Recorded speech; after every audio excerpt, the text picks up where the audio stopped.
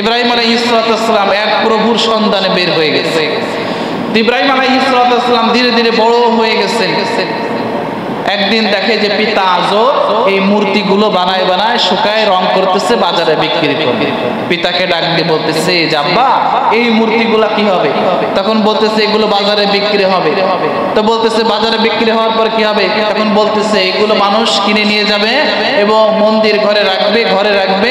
এগুলো আমাদের প্রভু, এর কাছে আমাদের চাওয়া পাওয়া গুলো চাইতে হবে, এর ইবাদত করতে হবে, এই আমাদের খাওয়ায় পড়ায়।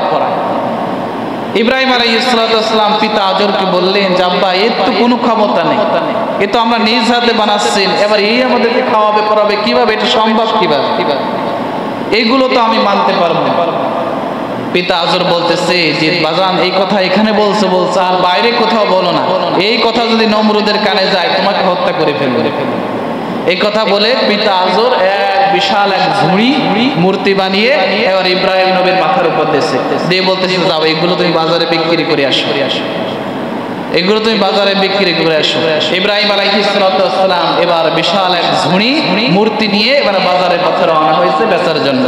বাজারে যাচ্ছে, যাইতে মাঝ পথে এবার ইব্রাহিম আলাইহিস সালামের ঘাড় লেগে গেছে, হাত লেগে গেছে, কষ্ট হয়ে গেছে, ক্লান্ত হয়ে পড়ছে।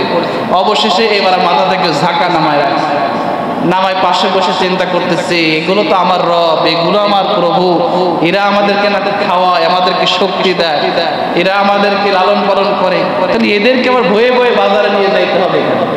এরা তো নিজে হাইটে বাজারে যাইবে, এই চিন্তা করছে এরা তো নিজেরা হাইটে বাজারে যাইতে পারবে। অবশেষে ইব্রাহিম আলাইহিস সালাম রশি নিয়ে আসলেন, রশি দিয়ে সব কটার মাজা একসাথে বাঁধতে এবার টানতেছে আর বলতেছে তাড়াতাড়ি চলো, আমার কষ্ট হয়ে যাচ্ছে, আমি আর তোমাদেরকে এভাবে দিতে পারবো না, আমার সাথে হাঁটো। এরা মূর্তি তো আর হাঁটে না, এবার টানে আর আমার সাথে হাঁটো, আমি তো এভাবে আর তোমাকে কষ্ট করে নিতে পারবো না, তোমরা আমাকে খাও পড়াও, যাবা না কেন? টানতেছে, যায় না। ইব্রাহিম আলাইহিস সালাম এমন রাগ হয়েছে, এমন জোরে টানতেছে, কোনোটার হাত ভেঙে গেছে, কোনোটার কান ভেঙে গেছে, কোনোটার নাক ভেঙে গেছে, কোনোটার চুল পড়ে গেছে। অবশেষে বাজারে নিয়ে এই ভাঙ্গাচোরা এক ঝুড়ি বাজারে নিয়ে একটা মূর্তিও বিক্রি হয় না। সন্ধ্যাবেলায় খালি ঝুড়ি নিয়ে রিক্ত হস্তে টাকা পয়সা ছাড়া বাড়িতে ফিরে আসে।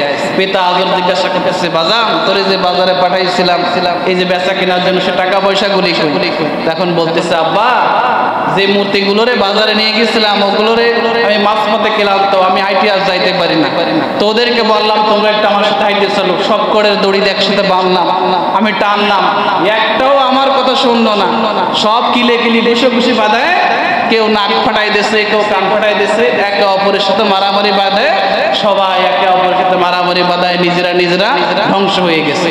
অবশেষে বাজারে নিয়ে গেছি, এই অসুস্থ মূর্তি একটাও কেউ কিনতে চায় না, তা আমি আর একটা মূর্তিও বেচতে পারি নাই, খালি হাতে ফিরে চলে আসছি।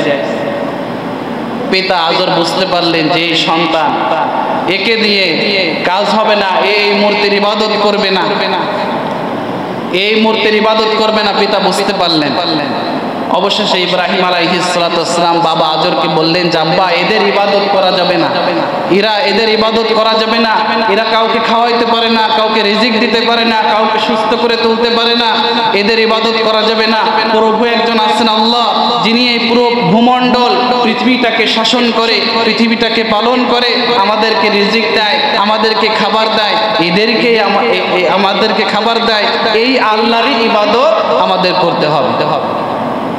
আজর সন্তানের মুখে এই বিচিত্র কথাবার্তা শুনে সন্তানকে ডাক দিয়ে বলতেছে ইব্রাহিম তুমি সব ব্যাপারে আর কাউকে কখনো কিছু বলবা না, এসব ব্যাপারে যদি নমরুদ জানতে পারে তাহলে তোমাকে দুনিয়া থেকে হত্যা করতে পারে, কারণ নমরুদই হলো আমাদের প্রভু, নমরুদই হলো আমাদের রব, আমরা নমরুদকে আমরা প্রভু হিসাবে স্বীকার করে, নমরুদ আমাদেরকে খাওয়ায়, নমরুদ আমাদেরকে পড়ায়, নমরুদ ইচ্ছা করলে মানুষকে মেরে ফেলতে পারে, নমরুদ আবার ইচ্ছা করলে একটা মানুষকে জীবিত করে রাখতে পারে।